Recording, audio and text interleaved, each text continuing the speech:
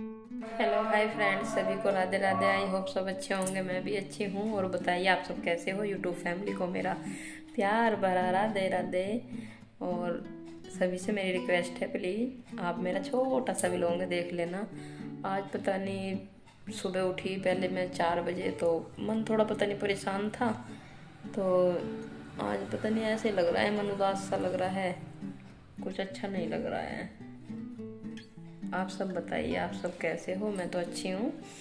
और थोड़ा आप लोगों से बातें कर लेती हूँ। आप लोग मेरी वीडियो देखते हो तो अच्छा लगता है। जब आप लोग मेरी वीडियो देखते हो बहुत अच्छा लगता है मुझे।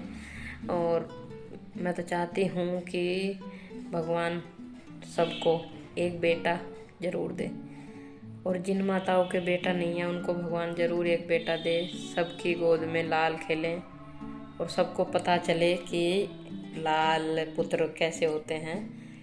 और आज मैं तुम्हें अपनी एक छोटी सी कहानी बताती हूँ, क्योंकि मेरे भी 3 बेटी थी और बेटा नहीं था। तो जब मेरी तीसरी बेटी हुई तो पति कहने लगे कि नहीं बस और नहीं करेंगे, बच्चे बहुत हैं ये। मैंने कहा ठीक है मत करो, कोई बात नहीं। तो मैं भी आज छोड़ चुकी थी कि नहीं करेंगे तो कोई बात नहीं। तो फिर जैसे बच्चों की बुआ जी आती थी तो बहुत रोती थी, वो घर में आती थी जैसे बहुत रोती थी। और मुझे बिल्कुल भी अच्छा नहीं लगता था जब वो रोती थी। तो मैं ऐसे कहने मुझसे कहती थी, वो अपने भाई से तो उनकी हिम्मत नहीं होती थी कहने की, पर मुझसे बोलती थी वो कि जो भी कुछ कर सकती हो तुम कर सकती हो। तो मुझे फील भी होता था मुझे, लेकिन वो पल मैं कभी नहीं भूलती है। जब मुझे वो पल याद आता है तो मेरी आंखों में आंसू आ जाते हैं। और मैं चाहती हूँ कि एक बेटा तो भगवान सबको दे, चाहे बेटी ना दे पर एक बेटा जरूर दे सबको। और मेरे तो जब मैं वो दिन अपना याद करती हूँ तो मैं बहुत इमोशनल हो जाती हूँ और मेरी आंखें भर आती हैं। और फिर उसके बाद पता नहीं जैसे तैसे करके मेरे एक बेटा भी हो गया। लेकिन जब मेरा बेटा था तो मेरी तो तबीयत इतनी डाउन हो गई थी, मेरी तबीयत इतनी डाउन हो गई थी कि मुझे 3 दिन में होश आया था। और डॉक्टरों ने सबने जवाब दे दिया था कि अब तो कोई भगवान ही चमत्कार कर सकता है अगर ये बच सकती है, वरना नहीं। तो मैंने सोचा कि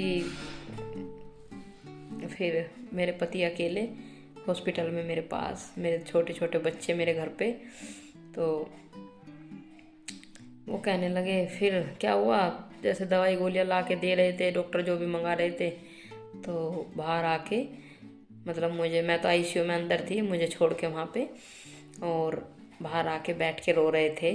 तो ऐसे ही बहुत मन मतलब भारी हो रहा था उनका। कुछ तो भारी इसलिए हो रहा था कि इतना बड़ा परिवार लेकिन कोई साथ नहीं था, और कुछ इसलिए भारी हो रहा था कि मुझे इतना अच्छा जीवन साथी मिला है, अगर इसको कुछ हो गया तो मैं तो बहुत बुरा बर्बाद हो जाऊंगा। तो ऐसे अकेले बैठ के रो रहे थे और एक अम्मा आ गई बाहर से। तो कहने लगी, आगे पूछने लगी उनसे कि क्या हुआ। तो उन्हें बताने लगे कि पहले तो बोले ही नहीं, अम्मा पूछती रही बेटा क्या हुआ क्या हुआ, कई बार पूछा अम्मा ने।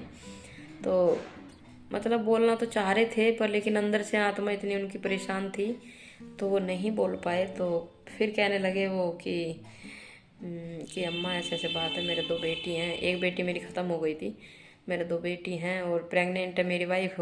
तो डॉक्टरों ने उसका जवाब दे दिया है और अब मैं करूँ तो क्या करूँ, मेरी समझ में नहीं आ रहा अम्मा।